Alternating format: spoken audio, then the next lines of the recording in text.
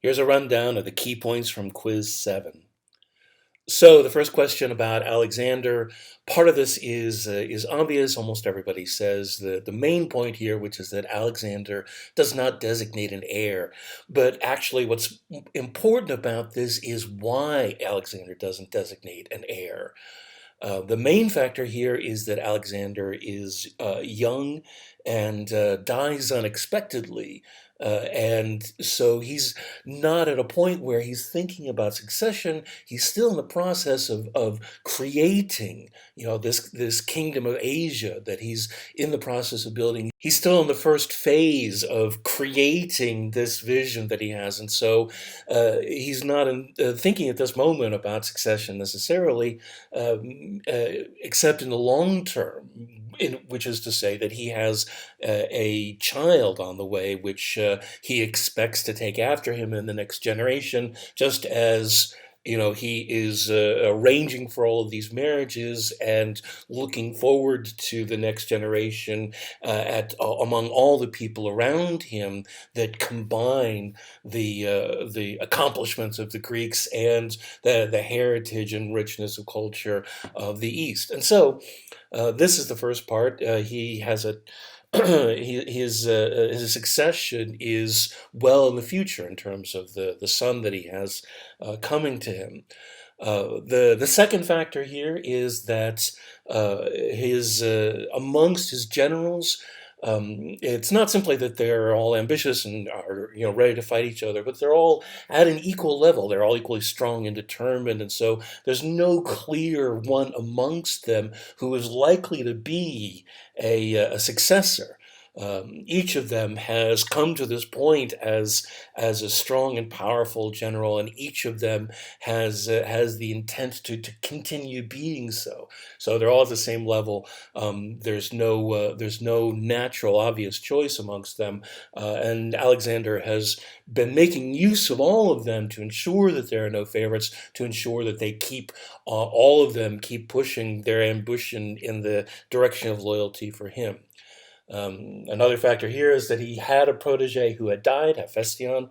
In terms of non-Alexander factors, the fact is that this great kingdom that he has created, even larger than the Persian Empire and full of all these different kinds of people, has very little in common with each other. It's all made up of peoples that are very different ethnically and culturally, and in terms of economy and language.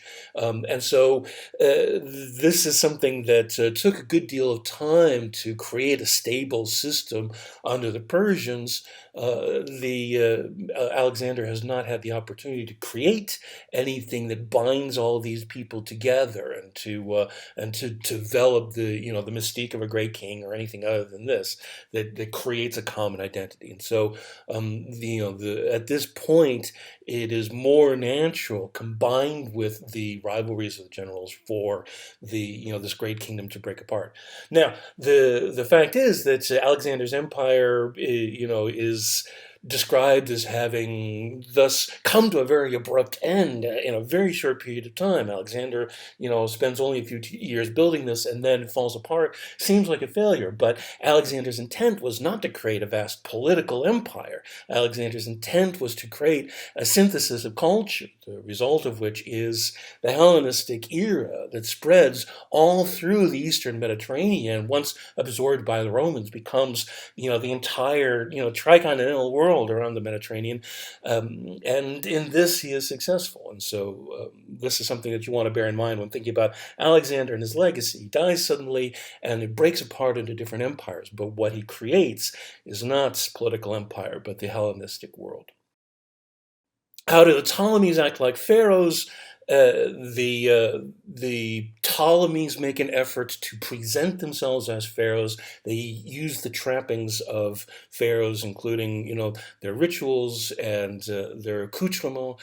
Their propaganda is and the records of their reign is posted in artwork and hieroglyphics. You see this all the way down to Cleopatra at the very end of the Ptolemaic reign, hundreds of years later. You see Cleopatra, in wall inscriptions that shown as a pharaoh as much as anyone from the New Kingdom, even her son by uh, Julius Caesar, her son by Julius Caesar, Caesarion, is also shown in the same ancient Egyptian way. And bear in mind, this is at this point, by the time of Cleopatra, this really is thousands and thousands of years old. This is the ancient Egyptians for Cleopatra as much as it is for everyone else around her.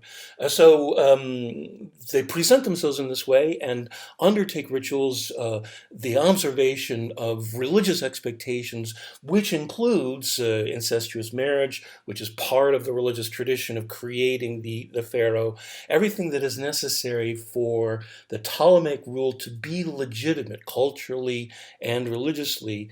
The Ptolemies undertake, and this is the reason why it endures. At the same time, they their intent toward Egypt is very much Greek, and in particular, the use of the Greek language, but also, most importantly, the fostering of Greek culture in terms of art, literature, creative expression, history, science, all of these things. It is at Alexandria in Egypt that becomes one of the most famous cities in the world for scholarship and Hellenistic endeavor. And this is true, all the way into the Roman era.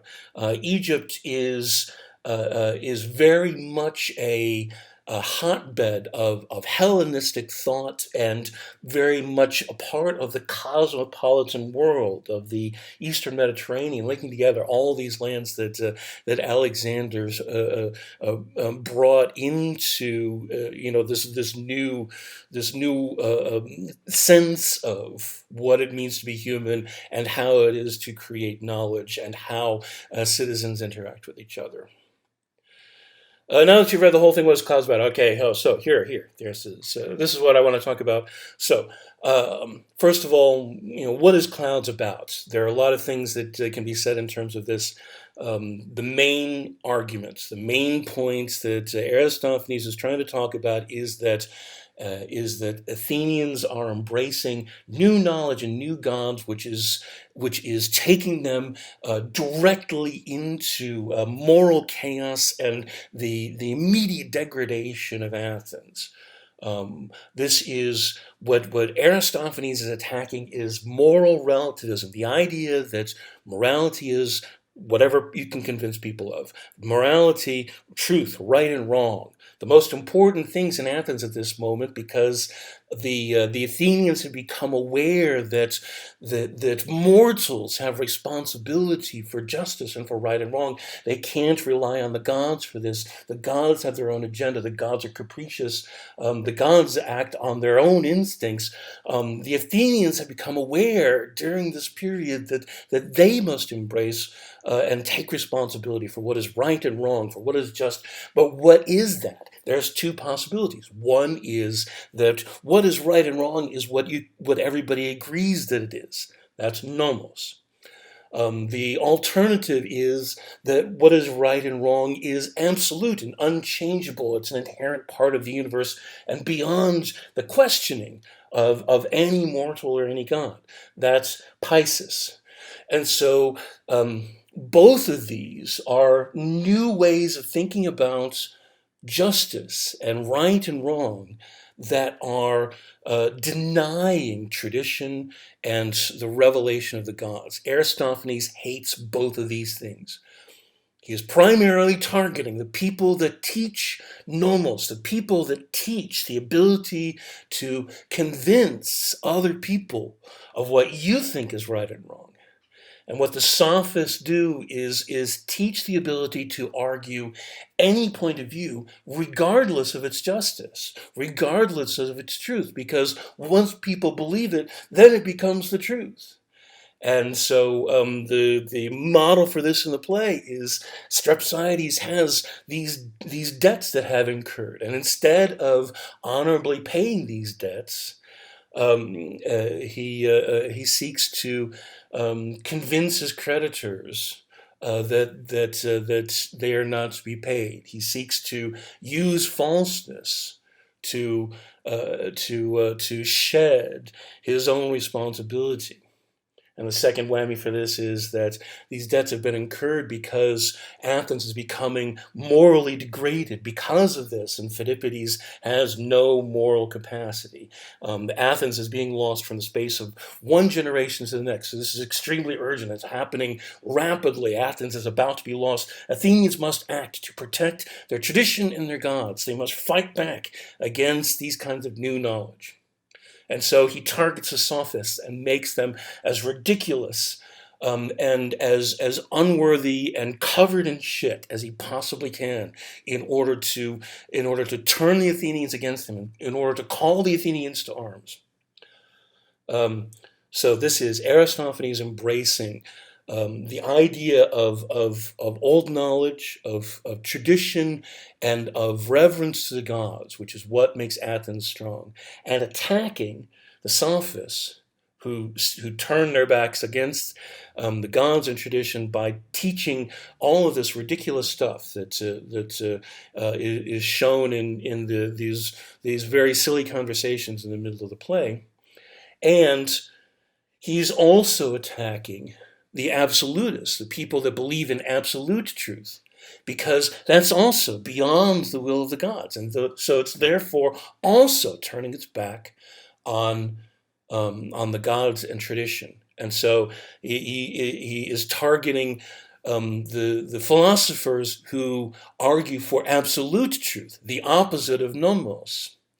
And toward this end, he takes Socrates, the representative and most famous amongst Athenians of these people that argue for absolute truth, and falsely portrays him as a sophist, someone who teaches the ability to argue from all directions. This is absolutely libelous and defamation of character, and so is a very neat example, ironically, of sophistry. Attempting to present and convince his audience that Socrates is evil based on a false argument. There are a couple of key moments at the end of the play that you really want to pay attention to, regardless of which topic that you're writing about. The first is the debate. The debate is critical, and Aristophanes makes this even more intense when he rewrites the play. But the basic idea here is we have a debate between a character called Just Argument, which is, one of the students is taking on the role of making the just argument, and Unjust Argument, another student that is taking on the role of Unjust Argument. And so there's a debate that takes place here, which is absolutely in keeping with the sophists, that they teach the ability to argue from any point of view. And the outcome of this is that unjust argument wins. That unjust argument wins the debate, which is shocking and ridiculous in itself. But how unjust argument wins this debate is even more telling, because unjust argument wins this debate by responding to something that Just Argument had said about the potential for people to be corrupted, and the context for this is there's a very ancient tradition that goes back into the mists of time that says that, and probably not practiced anymore amongst Athenians now, that says that if you have been cuckolded, then you have the right to respond to this by taking a turnip, a large root vegetable, and shoving it up the ass of the man that seduced your wife.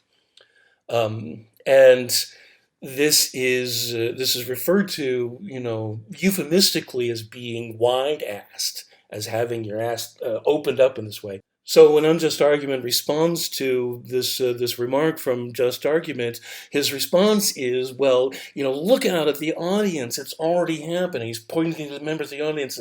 This fellow is wide-assed, and this fellow, and this fellow, and this fellow. It's already spread. The Athenians have already been ruined by moral degradation. And Just Argument says, I can't argue with that. And this is essentially the end of the debate. In other words, Unjust Argument's point is that the assumption about preserving right and wrong is that the citizenry is honest and can be trusted, and this new relative morality and this new moral degradation has already spread through the Athenians. It's already spread through the audience. It's already too late to stop it. At the end of the play, we have two critical moments of violence that happen in rapid succession. The first of these is Phidippides, the son, attacking his father and meeting him with violence and justifying this with the arguments of the thinkery. And this is meant to be shocking and provocative to the audience. The worst crime that you can imagine in a setting like this is for a son to turn violently on his father. And so this moment of shock is then knocks sense into Strepsiades, and Strepsiades turns and directs directs his actions against the thinkery itself. And in this moment, the critical moment here is Strepsiades repents of turning his back on the gods and tradition, and apologizes to the gods for having been bamboozled, for allowing himself to be turned against the things that had made Athens great, against the wisdom of the gods. He repents and apologizes and takes action and directs all the rage of having been conned into this new knowledge, and the result of his son having been turned into this monster. He directs all of this against the thinkery itself and destroys it. And so this moment of repentance, the key moment here. This is what Strepsiades is doing. This is what Aristophanes is craving, is for Athens to have this moment of clarity, to turn its back on this new knowledge, on moral relativism, on the teachings of Socrates, on all of that stuff that replaces the gods and tradition, to repent, to turn back to what it is that Athens is supposed to be. And Strepsiades here, as the everyman, as the ordinary Athenian citizen, had been baffled around and turned this way and that, and now is finding what it is that Athenians are supposed to be. He's the salt of the earth character. He's a farmer who is what has always made Athens great, and now he is finally finding what it is to be a true Athenian, which is to return to the gods and to act against all of these things that repudiate knowledge and tradition and the wisdom of the divine. Now, in terms of the essay, so what you want to do for the essay is you're comparing Clouds to another work. So you'll have two different works in your bibliography. Now, this work can be either Aristophanes, another play by Aristophanes, and you talk about whether Aristophanes is making the same kinds of arguments or whether he seems to be changing in the way that he presents himself, the kinds of motifs that he uses, or the things that he's trying to get across in the time between Clouds and the other play that you choose. And so you want to take three different things about these plays and talk about how they show up in one versus the other. So this can be any number of things. You can talk about how the chorus is used. You can talk about the prevalence of misdirection, and false argument. You can talk about the presence or absence of authority. You can talk about the relationship between family members. You can talk about the use of violence. Anything that you can show as being, relevant to the two plays. You can talk about how Aristophanes remains consistent or how he changes. The second option is to compare this to a tragedy, and the reason for this is that Clouds is very much about figuring out what is moral, and ends with violence. The second thing that I wanted to call attention to in terms of the play is the fact that it ends in violence after all of this discussion of right and wrong. Strepsiades turns his back on debate itself and takes action and violently removes this threat to Athenian society. And so there are a number of ways in which that seems very familiar in terms of tragedies that also are about conflicts of morality and end in violence. And so you have a play like Antigone, for example. Antigone, has this resonance between two different characters, each of whom believes that they must do the right thing in terms of a third character who's died. One person sees that character as a traitor and shouldn't be buried in order to protect the city, but he's really acting on behalf of a grudge. And the title character Antigone knows that in order to honor the gods and not provoke their wrath upon the city, that burial rites must be observed and tradition must be resolved. And so we have this conflict of civic desire versus religion and custom in Antigone, much like in Clouds, and it also ends in violence. Likewise, Medea.